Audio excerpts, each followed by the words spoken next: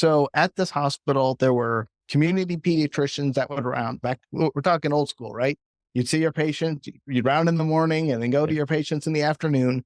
And there was a 18-bed pediatric unit sitting up on the third floor. And back in the 80s, that was pretty typical. The average length of stay was 3.5, 4 days. Kids would be there a long time. There'd be a lot of kids who just sit there with an appendix for 3 days, things like that. We started a program with 3 of us who became faculty, and then within a year developed a hospitalist program. So we were one of the early adopters of the hospitalist model in 1999. And within 2 years, our length of stay went down to 1.5. We stopped admitting kids who didn't need to be admitted. And now our average daily census is 3.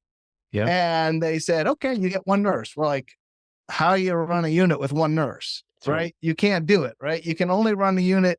Maybe you can in the summer, but you can't in the winter. And it just didn't make any sense to have an 18-bed unit. So my chair became vice president of the hospital in 2002 and said, you're chair. So 4 years out of residency, I'm chair of pediatrics. And I'm like, okay, I guess I better figure out how to do this. And I figured it out pretty quick. And I really had to figure out even faster because he was fired a year later. And then it was just me all by myself. My great division head of neonatology, Alan Bedrick, who's at Arizona now, was 15, 20 years my senior. And then he's reporting to me now. And I'm like, figure this out. I'll be very supportive and we'll figure out how to make this work. And so you had 17,000 visits in the ER, about 800 admissions a year. So we had gone down at that point about 600 and said, we got to do something different. So what I did was give up our 18-bed unit and move pediatrics next to the emergency room. Okay. And we put our hospitalists in the emergency room and had a unit that was both inpatient and ER. Right. And that model was unbelievably successful because then our ER visits went through the roof because we had a pediatric ER and there are pediatricians in the ER and everyone's, oh, we're getting good care. Right. Novel concept, right?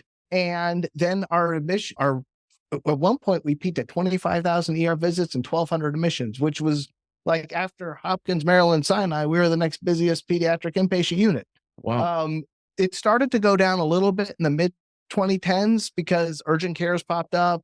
Nobody was coming to ERs as much anymore. We were still doing 850 admissions. We had a fantastic unit. One side was the ER with 10 beds. The other side was the inpatient unit with 6 beds. The nursing staff floated back and forth. The doctors floated back and forth. It made a lot of sense. Award-winning program from the Academic Pediatrics Association. And we were doing great, I thought. And then we weren't.